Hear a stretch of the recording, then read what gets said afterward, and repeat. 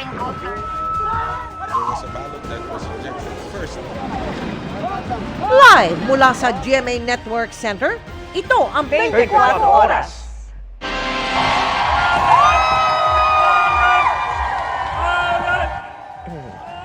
Naghiyawan ng mga Pilipinong nanood sa tennis match ni Alex Yala sa 2025 SEA Games sa Thailand. Matapos niyang makuha ang kanyang kauna-unahang SEA Games gold medal. Back-to-back din dyan ang gold medal mula sa Philippine Women's Football Team na unang beses ding nakaginto sa SEA Games. Ang kanilang winning moments at iba pang panalo ng Pilipinas sa SEA Games, ihahatid namin maya-maya lamang. Magandang gabi po, Luzon, Visayas at Mindanao. Dadagdagan ng mga bantay sa North Luzon Expressway kasunod ng pagtama ng mga bato sa 5 bus na dumaraan kaya may nabasagan ng bintana. Tinirador umano ang mga ito at may nahuli ng mga menor de edad. Nakatutok si Dano Tingkungko. Malaking abala ang nangyari nitong Lunes sa NLEX nang hindi bababa sa 5 bus ang magkakasunod na nabato sa bahagi ng Burol Underpass sa bahagi ng NLEX Balagtas Exit Northbound. Nasaksihan din niya ng isa sa mga roving personnel ng NLEX kaya agad itong rumesponde. After the incident, nag-coordinate kami with the Barangay Burol, Balagtas, Bulacan. May nahuling bata na may tirador. Nakakitang ginagawa niya yung pang-titirador. Together with our security team, nag-blatter po dun sa barangay. Bakit daw naninirador siya ng bus? I think, nila, bata, siguro akala niya, hindi niya alam yung effect ng paninirador niya. Hinuli na ang isang menor de edad na itinuro rin ng ibang bata na ng bato. Ayon sa NLEX, isolated ang turing sa insidente lalo't matagal nang walang namomonitor na ganyan. Para hindi na ito maulit. Nag-deploy kami na mas maraming security teams na involving more frequently in the area. Magde-deploy na rin ang NLEX ng dagdag na patrol, teller at incident responders kaugnay ng dagsa ng mga biyahero sa mga probinsya mula bukas hanggang January 5, 2026. We are expecting na po na starting tomorrow, last day of office, magwe-weekend na, lalo na yung mga hindi na rin po papasok siguro days prior po Christmas. Mula bukas din ay suspendido ang mga roadwork at magpapatupad na rin ang counterflow lanes mula alas 5 na madaling araw hanggang alas 8 ng gabi. Pwedeng ma-extend kung kailangan. In case po na talagang gagamitin po nila, instead of using yung on-ramp ng Skyway Stage 3 dito sa may Balintawak area, doon na lang po sa A. Bonifacio area yung on-ramp po ng Skyway Stage 3. Inanunsyo rin ng NLEX ang libreng toll sa NLEX SCTEX at NLEX Connector sa Pasko at Bagong Taon mula 10 p.m. December 24 hanggang 6 a.m. December 25 at mula 10 p.m. December 31 hanggang 6 a.m. January 1. Para sa GMA Integrated News, Dano Tingkungko, nakatutok 24 oras. Sugatan ang isang patrolman ng Highway Patrol Group dahil sa kalahating oras umanong pambubugbog sa kanya ng isa nilang mataas na opisyal sa Camp Crame. Sa Eastern Samar naman, sinibak sa pwesto 17 pulis at isa pang tauhan matapos silang uminom ng alak sa kanilang presinto habang naka-duty. Nakatutok si June Veneracion.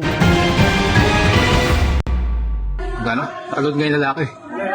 Sa National Headquarters ng PNP sa Camp Crame, may bugbugang nangyari pagkatapos ng Christmas party noong December 16. Sa isang post sa social media, makikita ang isang lalaki na nakadabit sibilyan na hawak ang baril at tila may sinisipa. Ayun, may hawak na baril. Kinilala ng Highway Patrol Group o HPG ang sangkot na si Police Colonel Helson Wali, isa sa mga matataas na opisyal ng HPG. He is with me. It's just like in his package ko muna siya, even he is my classmate. Huwag kang umalis ngayon kasi nilagay mo ako sa alanganin. Ilalagay din kita sa alanganin ngayon. Ang biktima, isang patrolman na naka-assign sa HPG na nagtamo ng mga sugat sa labi at mukha. Sabi ng biktima, nakasalubong niya sa parking area ng HPG ang suspect habang sakay ng sasakyan. Bigla na lang po bumaba, tapos nag-load ng baril, tapos tinutok po sa akin, tinadyakan po ako. Nang walang dahilan? Nang walang dahilan po? Hindi ko na po masagot, sir. Nasa 30 minuto raw siyang sinaktal at pinagbantaan ng opisyal sa hindi malinaw na dahilan. Hindi ko rin masabi na talagang nakainom siya kasi hindi naman po ako expert. Pero para po sa akin, ma'am, yung amoy po nung alak, then the way he act po, under the influence din po ng alcohol. Nirelieve at dinasarmahan ang suspect habang may isinasagawang internal investigation ng HPG. Sabi niya, palagi akong inarangan ng mga yan, walang respeto sa akin. Kaya nga nagalit ako kasi kahit assuming na naharang ka, that's not enough na magalit na you do those grave threats and all that. Wala pang pahayag si Colonel Walin na bukod sa kasong administratibo ay posible ring maharap sa kasong kriminal. Sa Dolores Eastern Samar naman, ang viral na handaang ito noong December 16 na bistong inuman pala ng mga nakaduting pulis sa mismong presinto nila. Merong Christmas party that time, so yun po, na nag-inuman sila sa loob ng police station. Under sa ating protocols and guidelines, bawal po kasi ang mag-inom sa loob ng police station. Agad na inalis sa pwesto ang hepe ng Dolores Municipal Police Station at 15 iba pang pulis at isang non-uniform personnel na kainuman sa kanilang Christmas party. Halos kalahati ng mga tauhan ng istasyon tuloy ang nawala. Reassignment naman to complete or to augment the personnel of Dolores MPS. Mahalaga pa naman ang pagbabantay ng mga pulis sa mga komunidad, lalo ngayong Kapaskuhan. Bagay na idiniin pa ng Pangulo kahapon. Tiyakin ninyo ang kaligtasan ng bawat mamamayan upang tunay natin maramdaman ang saya ng Kapaskuhan na may kapanatagan at pagkakaisa at may tunay na ligaya. The season likewise reminds us that public service does not pause even in times of celebration. Para sa GMA Integrated News, June Veneracion, nakatutok, 24 oras. Mga kapuso, ingat sa mga magmamaneho, lalo kung malayo ang biyahe ngayong Kapaskuhan. Sa Pangasinan kasi, 5 sasakyan ang nagkarambola matapos umanong makaidlip ang isa sa mga driver. Nakatutok si Sandy Salvacio ng GMA Regional TV. Mula sa tamang lane ay lumipat ang van sa kabilang lane ng kalsadang ito sa Pusurubio, Pangasinan. Doon na nasalpok ng van ang kasalubong na truck na tinamaan naman ng kasunod na tricycle. Tinamaan din ang isang nakaparadang sasakyan, habang ang van tinamaan na rin ng sasakyan sa likod nito. Sa gitna niyan ay tumilapon ang tricycle driver hanggang sa pumailalim sa truck. Ligtas naman siyang naialis mula sa ilalim ng truck kasunod ng pagresponde ng mga otoridad. Ang pagkakaalam ko, ma'am, na-lose control siya doon sa sasakyan niya. Possibly, baka nakaidlip. Inagaw po niya yung linya ng truck, kaya nagkaroon po sila ng banggaan. Bukod sa tricycle driver ay sugatan at nagtamo rin ng bali ang mga driver ng truck at van, habang sugatan din ang 3 pang individual. Sa ngayon ay nasa ligtas ng sitwasyon ang mga nasugatan sa aksidente. May dumating na relatives po dito sa police station, yung lahat ng involved parties, ma'am. May initial naman po silang usapan dito na willing naman po silang makipagsettle. Sinusubukan pang kunin ng GMA Regional TV 1 North Central Luzon ang panig ng mga sangkot sa insidente. Ayon sa mga otoridad, madalas talaga ang aksidente sa kalsadang bahagi ng National Highway na nagdurugtong sa bayan ng Sison at Pusurubio. Paalala nila sa mga magbabiyahe ngayong Kapaskuhan, sumunod sa batas trapiko at tiyaking nasa maayos na kondisyon ang katawan upang maiwasan ang disgrasya. Mula sa GMA Regional TV at GMA Integrated News, Sandy Salvacio, nakatutok, 24 oras. Sakto, 1 linggo naman bago ang Pasko, mapapasakamay na sa wakas ng mga pamilya ng mga OFW ang kanilang mga balikbayan box na ilang taon nang natenga sa port area sa Maynila. May mga karton na ngang lumambot sa tagal ng pagkakaimbak. Kaya ang sabi ng customs, dapat idemanda ang mga nagpabayang deconsolidators. Nakatutok si Oscar Oida. Tila ayaw ng bitawan ng 48 anyos na OFW na si Michelle ang kanyang balikbayan box nang mabawi niya ito kanina sa inspection and delivery rollout ng Bureau of Customs sa mga abandonadong balikbayan boxes sa port area sa Maynila. Dugot pawis ko po ito. Nandito rin po lahat yung pera ko, yung pinagdaan ko po na paunti-unti bumibili po ako ng mga gamit nila. Taste po talaga para po sa mga anak ko kasi solo parent po ako.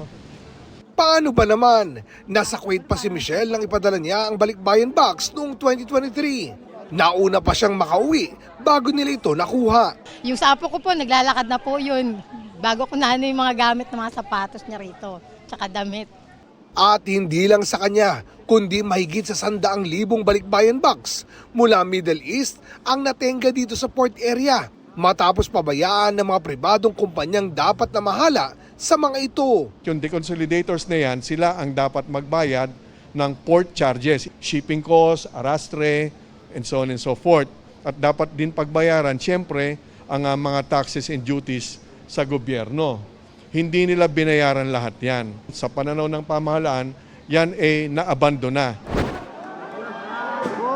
Ang isa nga na nahulog ng buksan ng isang container van, halatang lumambot na ng gusto marahil sa tagal ng pagkakaimbak. Ang problema natin dyan, yung mga nagpadala ng mga pagkain o perishable goods, sana hindi pa sira. Nagpapasalamat man, di pa rin maitago ng ilan ang pagkadismaya. Nakakadurog po ng puso, depressed at stress. Dahil syempre, dugot pawis po ng bawat OFW po ang nilalagay sa balikbayan box na yan para po maibigay po namin dito sa mga kamag-anak namin dito sa Pilipinas. Pakonsuelo ng wala ng babayaran para sa pagkuha ng mga balikbayan box. Pero pananagutin pa rin ang mga deconsolidator na dapat sumagot sa mga bayarin at nagpabaya sa mga package. I-demanda natin at hindi na makapagnegosyo, magkakaroon kami ng mas mahigpit na parameters na kapag may problema, meron kaming hahabulin na band. Hindi yung pera ng gobyerno ang gagastusin natin sa obligasyon nila. Para sa GMA Integrated News, Oscar Oida, nakatutok, 24 oras.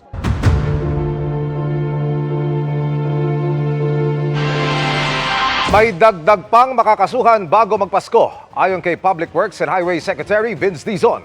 Sa gitna niyan, inilahad din ni Dizon na kabilang si dating House Speaker Martin Romualdez sa listahan ng mga inirekomendang kasuhan ng Ombudsman. Nakatutok si Joseph Morong. Bago matapos ang taong ito, 1 o 2 kaso pa ang isasampa ng Ombudsman sa korte kaugnay ng flood control project scandal. Ayon yun kay Public Works and Highway Secretary Vince Dizon. Ang sabi ng Ombudsman nung nakaraang araw lang o kahapon, meron siya pang ifa-file na 1 o 2 pang kaso sa korte bago magpasko. Sa gitna ng panawagang may mapanagot ng malalaking isda, sinabi ni Dizon na 23 individual ang kinasuhan na sa Sandigan Bayan at Regional Trial Court. May proseso tayo, hindi ba? Magpa-file sa ombudsman magpa-file sa korte. Ang mga na-filean sa korte na malalaking isda, Zaldico, Sara Diskaya. Sa pagkakagam ko, tama ba? Di ba?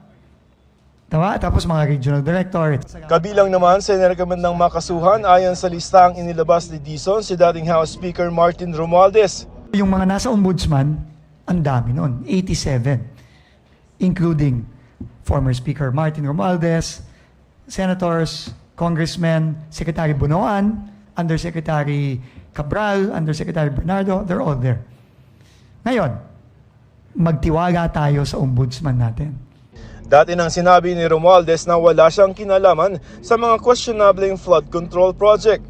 Sa isa namang pahayag ngayon, ipinunto ng kanyang abogado na hindi naman inirekomenda ng ICI na kasuhan si Romualdez. In fact, the ICI made it clear in their referral that it was issued without finding or conclusion of guilt or liability on the part of former Speaker Romualdez. Nagsumite naman ng Commission on Audit o COA sa ICI ng 4 na audit report tungkol sa 330 million pesos na umunoy ghost flood control project sa Bulacan.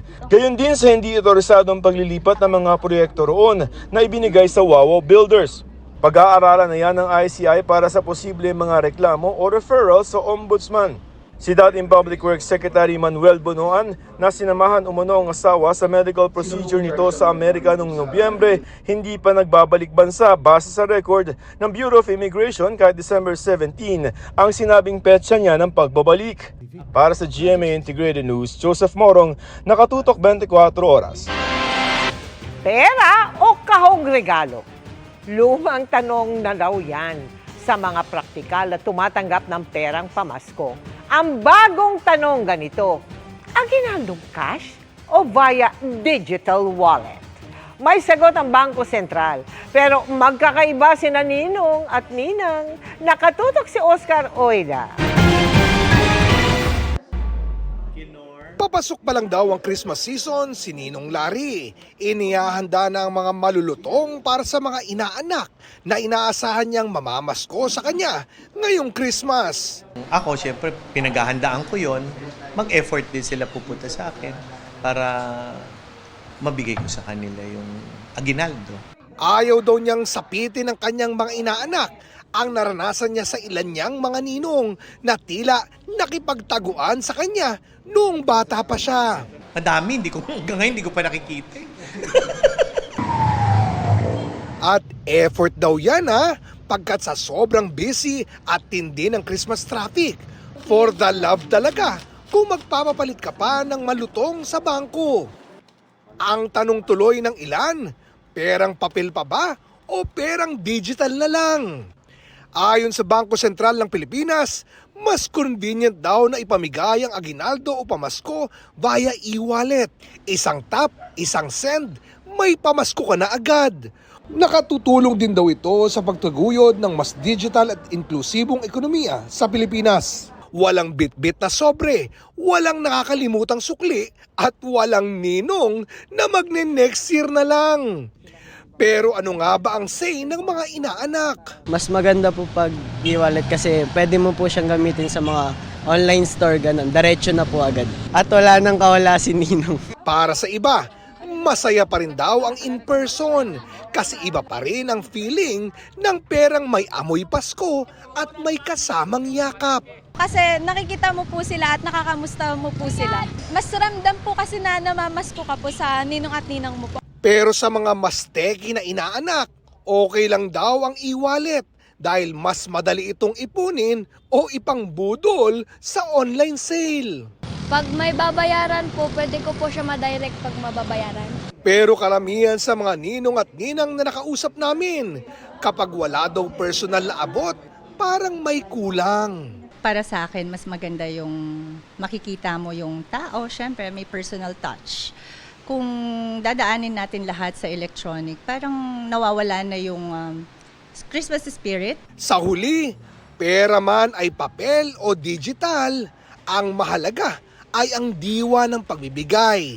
Dahil sa Pasko, ang pinakamahalagang aginaldo ay ang alaala, ang tawa at ang pagmamahal na hindi kayang i-transfer via app. Para sa GMA Integrated News, Oscar Oida, nakatutok 24 oras. Good evening mga kapuso! Tumawid hanggang 2025 ang blessings para sa 2024 film na Green Bones. Kaya isa ito sa sentro ng Thanksgiving dinner ng GMA Pictures. Abot langit ang pasasalamat ni Dennis Trillo sa Best Actor win niya sa Asian Academy Creative Awards. At may blockbuster win din ang KMJS Gabi ng Lagim the Movie at may isa pang bonus announcement, ang Kapuso Film Outfit.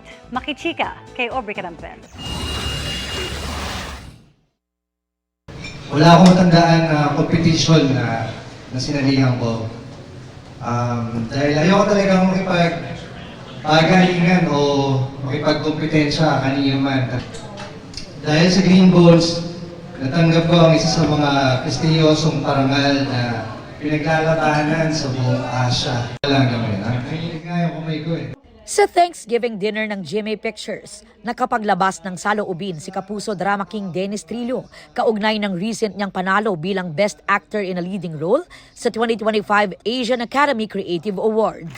Hindi na siya nakadalo sa awards night sa Singapore dahil hindi naman anya umasang mananalo laban sa mga pinakamahuhusay tulad ni K-drama actor Park Bo-gum at Hollywood actor Jacob Elordi. Hindi ako mabuting tao. Pero sadyang umangat ang husay ni Dennis sa pagganap niya bilang convict sa pelikulang Green Bones ng GMA Pictures. Kaya nagpugay siya sa lahat ng bumubuo ng pelikula mula sa creatives, production, ang kanyang co-stars at kay Direk Zig Dulay. Napaka-special nung proyekto na yun na kahit isang taon na yung nakalipas, alam mo yun, umaani pa rin ng mga parangal, pagkilala kahit sa ibang bansa. Ipinagpapasalamat din ng GMA Pictures ang tagumpay ng KMJS Gabi ng Lagim the Movie, now on its 4th blockbuster week. Present sa get-together ang multi-awarded journalist and host na si Jessica Soho. Congratulations to everyone. It was really an experience of a lifetime. Naroon din si GMA Pictures Executive Vice President and GMA Public Affairs Senior Vice President Nessa Valdeleon at GMA Public Affairs Senior Assistant Vice President Ange Atienza na nanalo rin ng mga parangal para sa pagsulat ng screenplay ng Green Bones. May habol pang achievement ng GMA Pictures at GMA Public Affairs dahil napiling ipalabas ang animated documentary film na 58 sa 2026 International Film Festival Rotterdam. Ito ang magsisilbing world premiere ng 58 na tungkol sa mga biktima ng Maguindanao Massacre at nakasentro sa 58th victim na si Reynaldo Bebot Momay na hanggang ngayon ay hindi pa natatagpuan. Ginampanan ito ng pumanaw na aktor na si Ricky Davao, kasama rin sa cast si Glyza De Castro. Aubrey Carampel, updated sa Showbiz Happenings.